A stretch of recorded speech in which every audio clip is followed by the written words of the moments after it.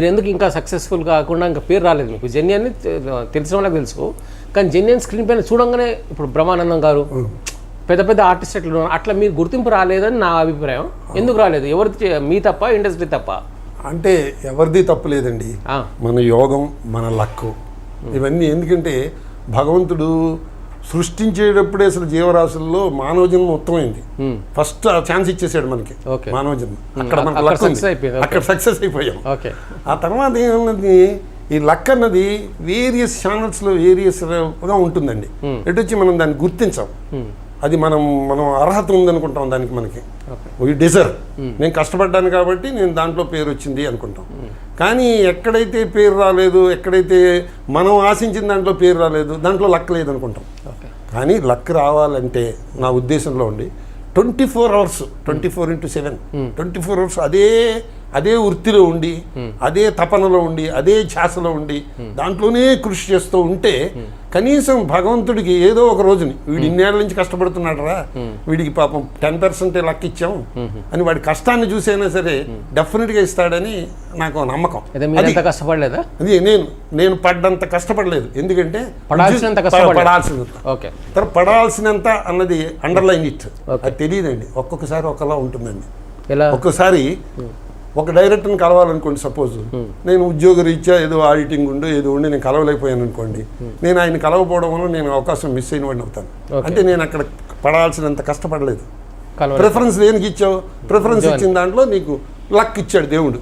నెలకి శాలరీ ఇచ్చాడు, అక్కడ పేరు ఇచ్చాడు, నీ కంఫర్టబుల్ లైఫ్ ఇచ్చాడు. నువ్వు ఆ లక్ కోరుకున్నావు, బట్ ఈ లక్ కావాలని కోరుకుంటున్నావు. దీంట్లో లక్ లేదనుకుంటున్నావు. దీంట్లో రిస్క్ ఉంది కొంచెం. దీంట్లో డెఫినెట్గా నువ్వు వర్క్ చేసినంత లోపల వచ్చేస్తుందని కూడా చెప్పలేము. అంటే రిస్క్ కాకుండా సేఫ్ సైడ్ చేసుకున్నారు మీరు. అంటే జనరల్గా ఇప్పుడు ప్యాక్ ఆడుతున్నాం అనుకోండి, ప్యాక్ ఆడుతుంటే కింద ముక్క వేశారు మీరు, ముక్క తీసుకుని నేను సీక్వెన్స్లో పెట్టుకుని సేఫ్ గేమ్ ఆడతా, నిల్లు చేస్తా. లేదు నాకు జోకర్ వస్తుందేమో ప్యాకలో పెడితే నేను షో చేసేయచ్చు అని ప్యాకలోకి వెళ్ళేవాడు ఉంటాడు. వాడికి నిజంగా జోకర్ వస్తుంది.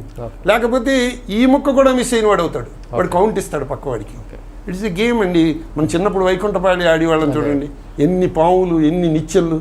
జీవితంలో అలాగే ఉంటుంది. అంటే మీరు తప్పు చేశారని మీరు? నేను ఎప్పుడు నో రిగ్రెట్స్ అండి. నేను నో రిగ్రెట్స్. ఎందుకంటే తప్పు చేస్తే చాలా అవస్థలు పడి ఉండేవాడినేమో. ఏ అవస్థలో పడకుండా కంఫర్టబుల్ లైఫ్ లీడ్ చేస్తున్నాను. హ్యాపీగా ఉంది ఫ్యామిలీ లైఫ్. ఆ కంఫర్టబుల్ లైఫ్ కోరుకుంటూ ఆ వంకతోనే మీరు అలా అయిపోయారేమో అని చెప్పి నా భావన. అని చెప్పలేము సార్. అది వుడ్ హ్యావ్ బీన్, అలా చేసుంటే, ఇలా చేసుంటే, ఇలా జరిగేదేమో, అలా జరిగేదేమో అని రకరకాలుగా అనిపిస్తుంది. మనం ఇప్పుడు బస్సులో వెళ్ళాం అనుకోండి, బస్సు యాక్సిడెంట్ అయిందనుకోండి, ఈ బస్సులో అనవసరంగా వచ్చామరా అనిపిస్తుంది. అదే బస్ టికెట్ దొరకలేదనుకోండి, మీరు ట్రైన్లో వెళ్ళారు. మీరు ఆ రకం కవర్ చేస్తున్నారా? కవర్ చేయడం కాదు, సాటిస్ఫై అవ్వడానికి. మనకి ఎందుకంటే మనకి లక్ లేదని వర్రీ అవ్వడం కంట, మనకి ఈ విధంగా లక్ ఉంది. బస్సులో టికెట్ దొరికింది, బస్సులో వెళ్ళాం. రైల్లో వెళ్ళుంటే యాక్సిడెంట్ అయ్యేదేమో. కవర్ చేసుకుందుకు కాదు, మనం తృప్తి పడ్డానికి ప్లస్ నాకంట ముందర రైల్లో వెళ్ళేవాడిని చూసి ఈర్షపడకుండా ఉన్నాను.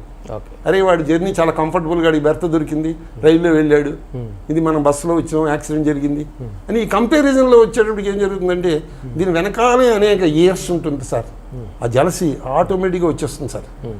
చేసి మనకేం జరుగుతుంది, అప్పుడు అయ్యో నేను చేయాల్సిన కృషి చేయలేదు, నేను ఇలా చేయాల్సి, అలా చేసి ఉండవలసింది, వుడ్ హ్యావ్ బీన్, ఇలా చేసి ఉండాల్సింది, అలా చేసి ఉండాలి, రకరకాలుగా అని చెప్పి మనశ్శాంతి లేకుండా చేసుకుంటాడు. ఉన్నదాన్ని అనుభవించలేడు. సో ఇప్పుడు నా ప్రేక్షకుడు గారు ఆ క్వశ్చన్ ఏంటంటే, జెన్నీ గారు సక్సెస్ కాలేదు లైఫ్ సినిమా ఇండస్ట్రీలో, దానికి మీరు సమాధానం చెప్పండి. ఎందుకు సింపుల్గా? నా ఉద్దేశంలో నేను సక్సెస్ అయ్యాని అంటాను. ఎందుకంటే నేను ఒక ఫ్లోర్ కడదామని చెప్పేసి ఫౌండేషన్ తీసాను అనుకోండి, ఒక ఫ్లోరే కడితేనే సక్సెస్ఫుల్గా ఉంటుంది. ఒక ఫ్లోర్కి ఫౌండేషన్ వేసి ఆశపడి 5 ఫ్లోర్లు కట్టాను అనుకోండి, ఏదో రోజున కూలిపోతుంది. సరైన ఫౌండేషన్ లేక. ఫౌండేషన్ ఒకటే ఫ్లోర్కి ఎందుకు వేసారు? నేను నా కెపాసిటీ చూసుకోవాలి కదా. నేను ఇప్పుడు రామానాయుడు గారు 10 అంతస్తులు కట్టారని చెప్పి నేను 10 అంతస్తులు ఫౌండేషన్ తీయగలనేమో కానీ బిల్డింగ్ కట్టలేనుగా. నా కెపాసిటీ, ఆయన 10 అంతస్తులు కట్టారు, మనం 5 అంతస్తులను కడదామని ఒక ప్రయత్నం ఉండాలి. కానీ నా కెపాసిటీకి నేను ఒక ఫ్లోర్ కడితే చాలు అని, because my pocket is permitted that. అప్పుడే నిర్ణయించుకున్నా అన్నమాట. లేదు నేను ఎక్కువ చేయాలి అనుకుని ఉంటే ఇంకా ఇంకా ఇంకా అహోరాత్రాలు కృషి చేసి ఉంటే వచ్చుండేదేమో. చెప్పలేం. ఓకే. సో ఆ రకంగా మీరు ఫుల్లీ సాటిస్ఫైడ్ సార్. ఓకే. మొదట్లో కొంచెం అయ్యయ్యో వాళ్ళు వేషాలు వేసేస్తున్నారు, వీళ్ళు వేషాలు వేస్తున్నారు, ఆ వేషం నేను ఇంకా బాగా చేయగలను, నాకు ఛాన్స్ ఇచ్చుంటే అదరగొట్టేసి ఇవ్వండి, అయ్యో ఆయన కలవాల్సిన డైరెక్టర్ నాకు తెలుసు కదా, కలవాల్సిన అని కొంచెం మనస్థానం ఉండేది కాదండి, టు బి ఫ్రాంక్. కానీ నాకు ప్రయారిటీ ఏంటి, నీకు ఇప్పుడు ఉద్యోగంలో ఇంపార్టెంట్ వర్క్ ఉండి మీటింగ్ ఉంటే అది ఎస్కేప్ అయ్యి ఆయన వెళ్ళి ఆ డైరెక్టర్ని కలవడం ఏదో చేసామనుకోండి, ఇక్కడ ఉద్యోగం పోతుంది, అక్కడ డైరెక్టర్ గారు అవకాశం ఇవ్వకపోతే రెండు పోతాయి. అందుకని చెప్తుంది, a bird in hand is better than 2 birds in the bush అంటారు చూడండి. మన చేతిలో ఉన్నది మనం సవ్యంగా చూసుకుంటే మనకి హ్యాపీగా ఉంటుంది.